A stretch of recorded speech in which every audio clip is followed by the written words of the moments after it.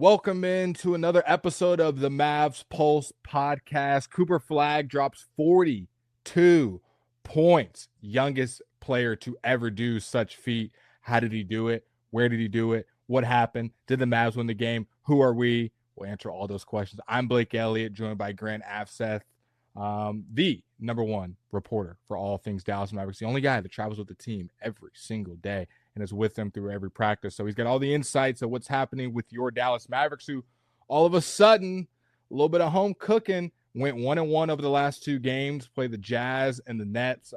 Maybe people thought they should have gone 2-0. You go to overtime with the Jazz. Cooper Flagg has an insane game. So if you're sponsoring the show, this is where we would talk about how great your show is, and thanks for sponsoring it. We're still waiting for you. But let's get right into it, Grant. How are you doing, and how did you enjoy Cooper Flagg's 40 ball? Yeah, it definitely was a very interesting game. I think with him, 42 points, very aggressive, something that you would expect from him in a night when Anthony Davis wasn't available to play. And I checked every box. I thought the game plan was pretty effective for him to attack space, and it kind of progressed throughout the night. And then it was also a good test in clutch time when things didn't go well for him individually and also collectively, when he was the key focus for the Jazz defense to get the ball out of his hands. And that's going to be the next step, is just playing out of that and how they can grow when he is a focal point drawing heavy defensive attention.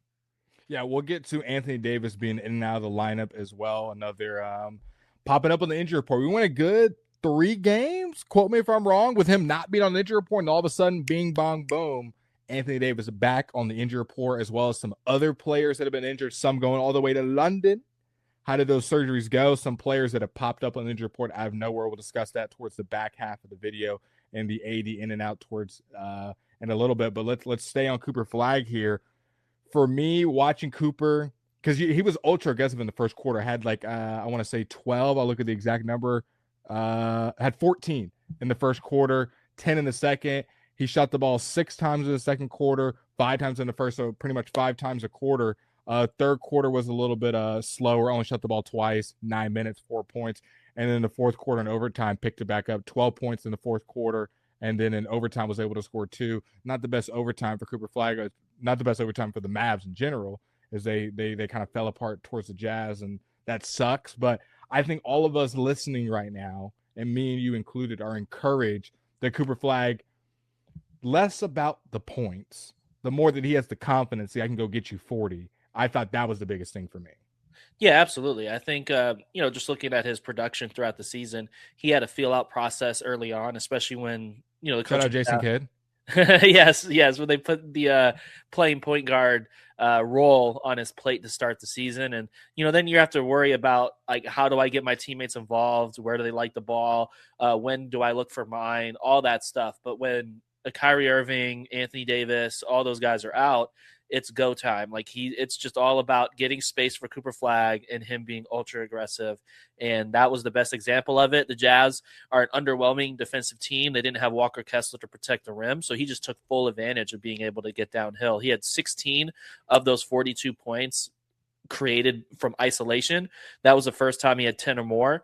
Previous career high was actually in that 35-point game he had against the Clippers when he only had 7 points in isolation. So he's getting really comfortable hunting mismatches. Utah had small guards out there. They were aggressive about, that 2-man game with Ryan Nembhard, using Cooper as a screener, force the mismatch and create the space, let him get downhill and do what he does best in the paint. And, I thought he was also aggressive in pick and roll. The transition stuff's always going to be there. He has a really good floor as a player because he's always going to get out, transition, be a great relief option. And he's just getting really comfortable overall. Even in spot up, he had a couple plays despite his, 3-point shooting, really struggling, throughout this recent stretch and just the season overall, to be honest. He still is redriving, making plays off the catch.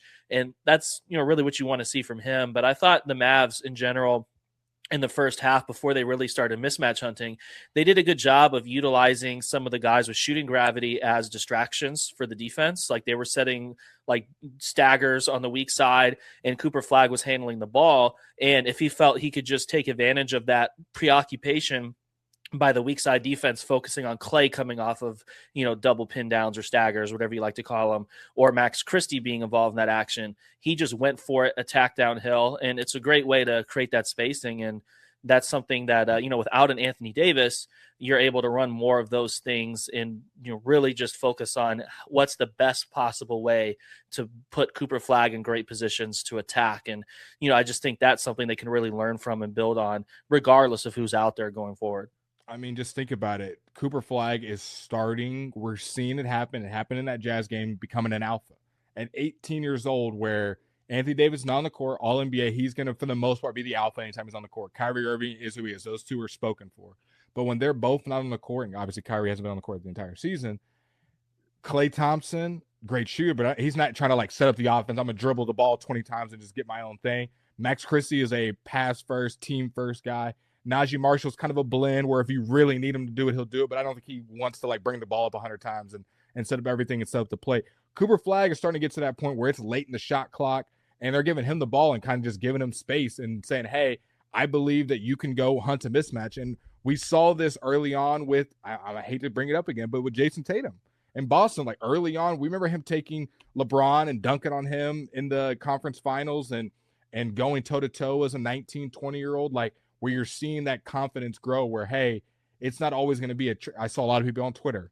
It's just transition buckets. He's just out athleticising people and just getting out in front of smaller guys. He's starting to get to the point where it's early in the shot clock and I feel like I'm the better player. Mano a mano, give me the rock, get out the way. I'm going to hit a turnaround jumper. Very Tatum-esque. Or it's late in the shot clock and we got nothing going and the ball's bouncing around and everyone's passing up a shot. I'm just going to drive. And I think the thing I appreciate about his game the most, and you put it perfectly saying he has a high floor, he's always going to attack the rim. Someone who's going to constantly attack the rim, even if they're 0 of 4 from 3 in the game, is always going to give you a high floor. And his redrives, another thing that I don't see a lot of people talking about is putbacks. He'll miss a shot and aggressively be right there for the rebound for a little bit of a putback or kind of tip it to a teammate or get the rebound. He's not someone, you obviously see this in young players, he's not someone who's just going to shoot a jumper, put his hands by his side, miss it, and not get back on defense. He's shooting a jumper or hitting a layup or a floater and following up his shot, trying to get a putback. He's a big, tall dude, 6'9", 18 years old, might grow even more, and trying to do those little putbacks, and then he's getting back on defense. You see him getting steals, blocks, getting in passing lanes. So I am heavily encouraged by Cooper Flagg. Cooper Flagg, first 13 games of the year, a.k.a. the point guard experiment, 15.2 points per game, 6.6 rebounds per game, 3.1 assists per game, shooting 43% from the field. And then the last 13 games, a la having Ryan Nembhard out there, sprinkled in a little bit of Anthony Davis, team continuity, no Nico Harrison, 21.7 points per game for Cooper Flagg, 6 rebounds per game, so lost 0.6 rebounds, 4 assists per game. His assists go up, and then his shooting percentage jumps from 43 to 51.9. The 3-point percentage has been bad all season. We're shooting 25%. I think it's dropped even more over this stretch. But scoring 42 points, Grant, by hitting 1 3, I think the ceiling's pretty high with this kid. Yeah, definitely. And he's been dealing with that right hand issue where he's been wearing a splint, throughout this early part of the season. So it's really interesting to think when that's no longer a problem, he can be more natural working on his shot as well. And just curious to see how he can put that together, because he got off to a slow start shooting the ball at Duke last year as well too. So now NBA 3-point line, couple steps back, of course.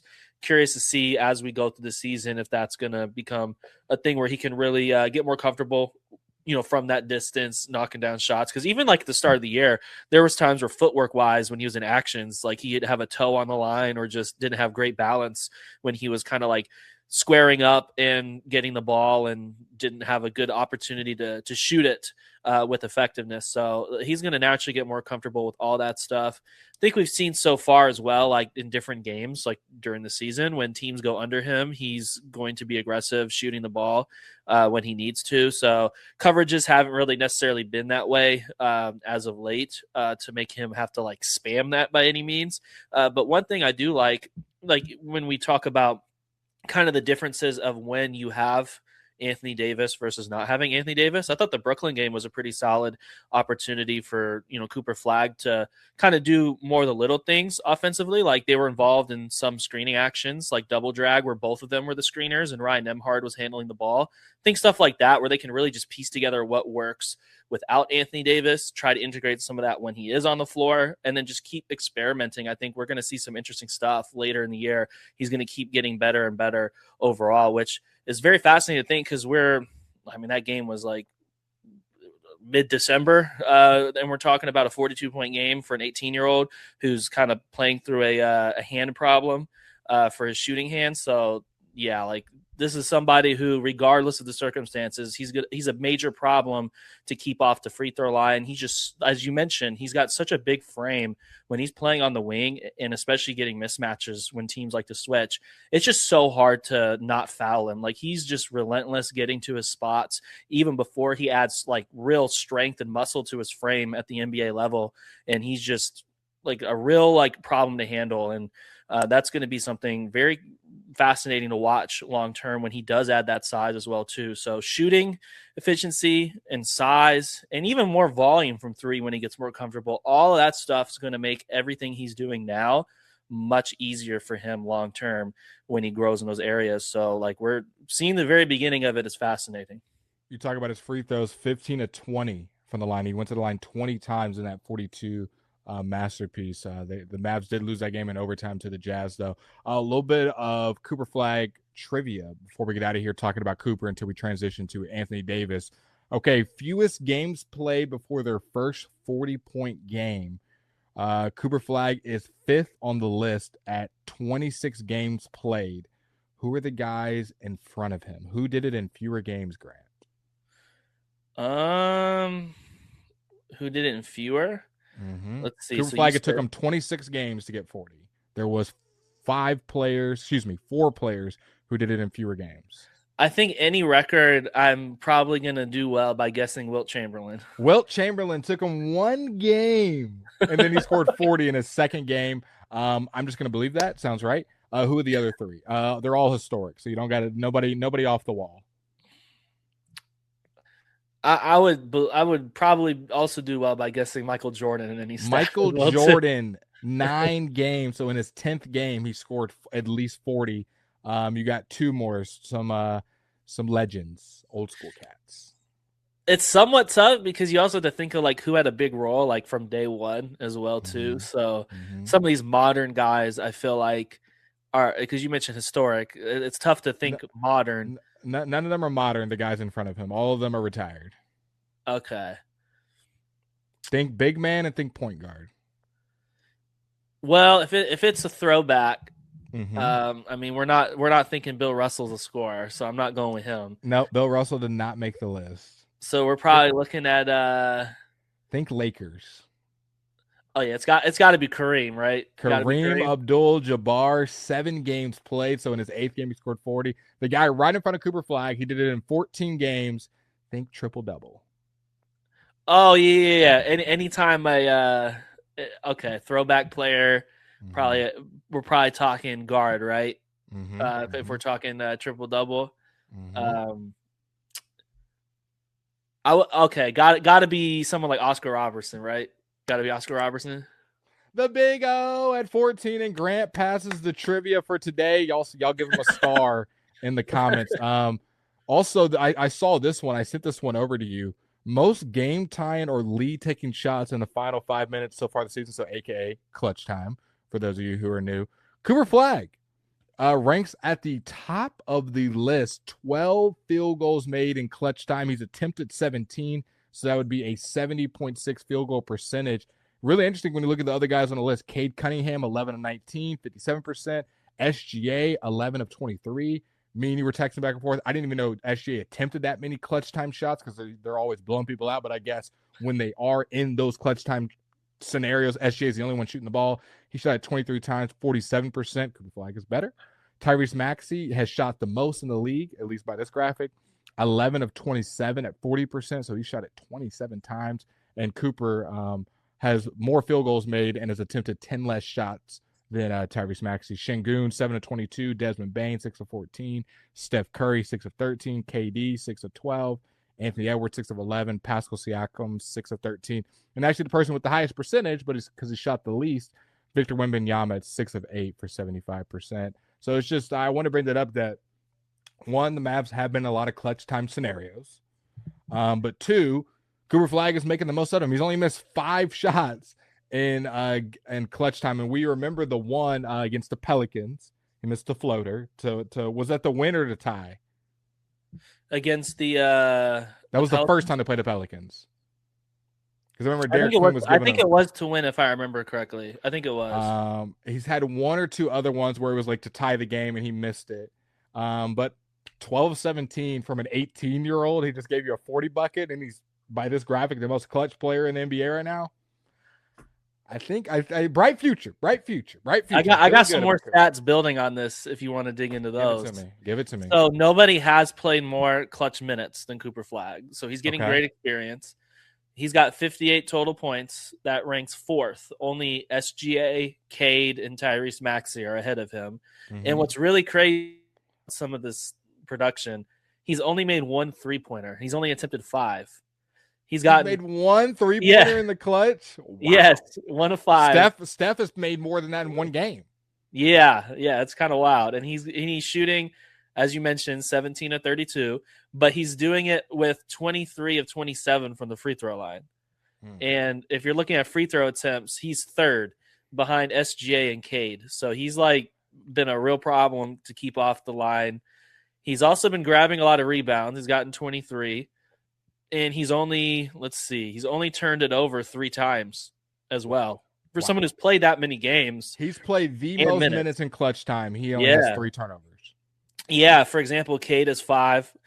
He plays more of a point guard role, so of course, like, naturally going to have some more turnovers, but still really impressive. Like, some of these guys have 5 or more with quite a few less minutes. So yeah, he's been very efficient. Like, that 3-point shot is definitely a next step for him. But him being able to do all this stuff, we can keep saying it. Like, it's just because it's so impressive. Like, when he starts to click from 3 and it opens up the rest of his game, all this stuff, they're already having problems stopping him when it's not a threat. Like, that's going to be very fascinating to see. We only have good things right now to say about Cooper, and then you interact with him on a daily and interview and practice, kind of a little behind the scenes on who Cooper is, the person, not when he's on the basketball court when we're watching on TV. Yeah, I think for him, he's somebody that definitely is very focused on the game, but he's someone that I think teammates gravitate to. Like, he's a positive personality. The other young guys really are close together. Like all of the guys, like Ryan Nembhard, Musa Cisse, and also he doesn't spend as much time with the team because he's been with the Legends for most of the season. But Miles Kelly as well. Like, they've all developed a close bond. But there's always funny banter as well, like from like Cooper and some of the older players on the team in the locker room as well too. And I think he's someone that's also developed relationships with PJ Washington, and they're able to share some of their wisdom and also pick his brain on his own career path and decisions and stuff. And as the number 1 pick, everyone's always curious about a lot of the stuff what made you pick Duke and all that type of stuff, and they're able to bond over that. So I think it's going to be interesting to see him grow kind of as that presence as a leader in the locker room, because this is an 18-year-old and he's already commanding respect. So that's really. Right. So you're seeing him kind of be at both tables. He's being at the young kid table with the rookies, the draft class, and also Clay and PJ and Kyrie are like, hey, come on, you're with us too. Come on. Yeah, he's somebody everybody enjoys talking to for sure. Yeah.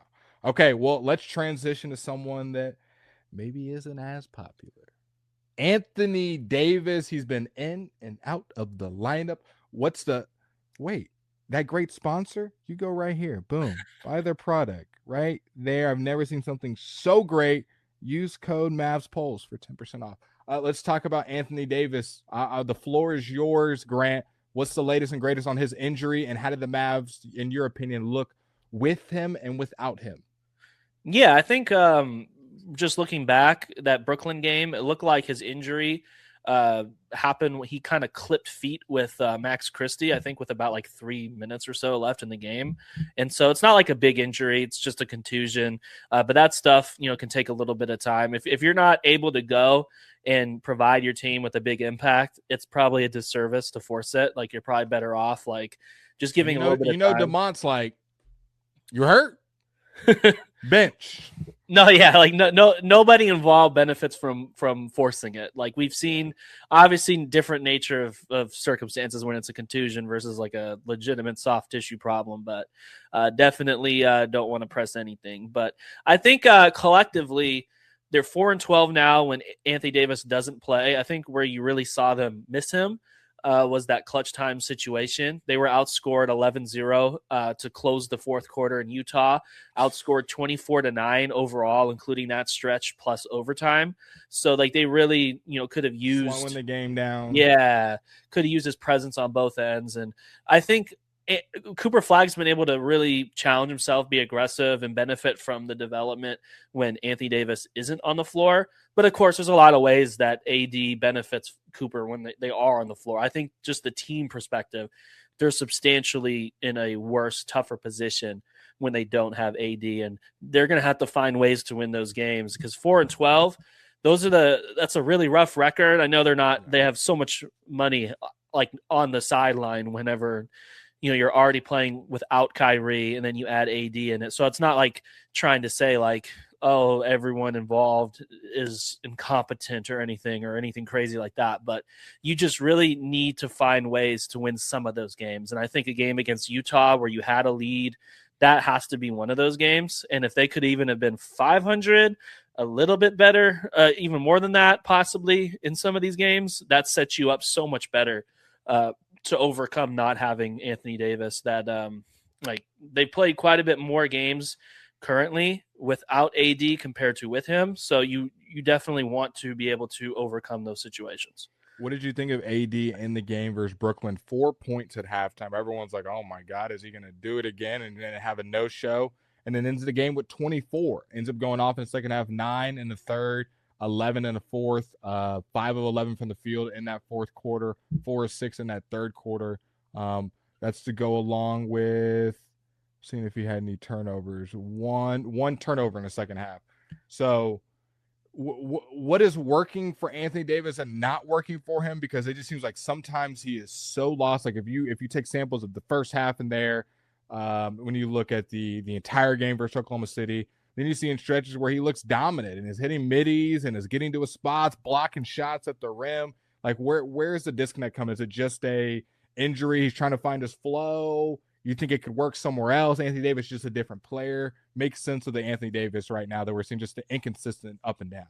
Yeah, I think going back to the OKC game, they were really aggressive, like overloading and help, like at the nail and also sending the low man. So they were really not allowing him to score. They sent doubles throughout the night at times as well too. So they were really focused on let's make anybody else beat us other than Anthony Davis. But I thought against, the Nets, he had a really tough first half. It looked a little lethargic in a sense. Like I think that's part of coming back from injuries. But kind of what they missed against Utah was what we were just talking about. Like after halftime, he really dialed it up. He, dug deep, was able to make plays in the paint throughout the night. And, anytime you can have 20 and 10 in the last 2 quarters of a game is pretty impressive. Like Brooklyn's a team they absolutely have no excuse losing to. They're tanking. They're a bad team. And AD stepped it up when he needed to most, and that's what they needed against Utah. So I think just finding that balance of getting what AD does best, but also they need to continue to establish Cooper Flagg as a scorer because you want to be able to put AD in positions where Cooper is drawing attention himself as well and keeping the defense more honest. So when you are playing in Oklahoma City, it's harder for them to be able to load up so heavily on your all NBA big man talent that it opens everything up for the team overall. I think that's probably the next step. And it's probably not going to happen with scouting reports and things of that nature until you get a Kyrie Irving in the mix. And it's more so because of Kyrie Irving. Whenever we see Cooper Flagg playing out of actions and mismatch hunting a lot more when they have a full unit. That's probably where we'll see more respect from that standpoint.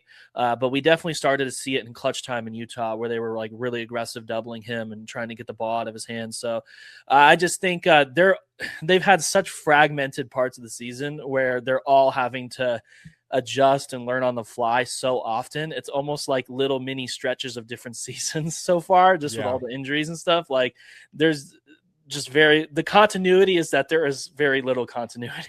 It's kind of the problem. That goes to my next point. It hasn't just been Anthony Davis. It's been and now the lineup.